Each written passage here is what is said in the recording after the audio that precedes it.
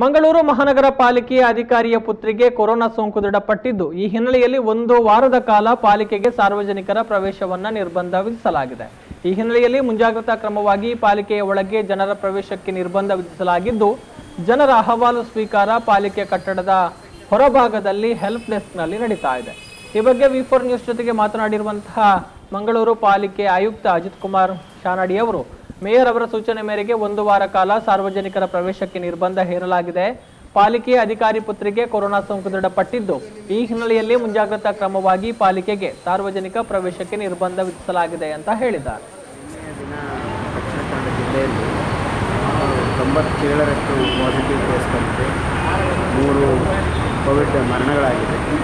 ಈ ಹಿನ್ನೆಲೆಯಲ್ಲಿ ಮಂಗಳೂರು ಮಹಾನಗರ ಪಾಲಿಕೆಯ ಮಾನ್ಯ ಮಹಾಪೌರರು ಒಂದು ನಿರ್ದೇಶನವನ್ನು ಕೊಟ್ಟಿದ್ದಾರೆ. ಸದ್ಯಕ್ಕೆ ಸಾರ್ವಜನಿಕರಿಗೆ ಪಾಲಿಕೆಯ ಪ್ರವೇಶವನ್ನು ನಿರ್ಬಂಧಿಸುವ ಹಾಗೆ, ಆದರೆ ಪಾಲಿಕೆಯ ಎಲ್ಲ ಸಿಬ್ಬಂದಿಗಳು ಕೆಲಸ ಮಾಡ್ತಾರೆ. ಮತ್ತು ನಮ್ಮ ಪಾಲಿಕೆಯ ಒಬ್ಬ ನೌಕರರ ಮಗಳಿಗೆ ಕೋವಿಡ್ ಪಾಸಿಟಿವ್ ಆಗಿ ಬಂದಿದೆ. ಆದರೆ ಅವರು ಸ್ವಲ್ಪ ಇಲ್ಲಿ ಓಡಾಡಿದ್ದಾರೆ. ಅದಕ್ಕೋಸ್ಕರ ಸುರಕ್ಷತೆಯ ದೃಷ್ಟಿಯಿಂದ ಈ ಕ್ರಮವನ್ನು ನಾವು ಮಾಡಿದ್ದೇವೆ. ಪಾಲಿಕೆ ಎಲ್ಲ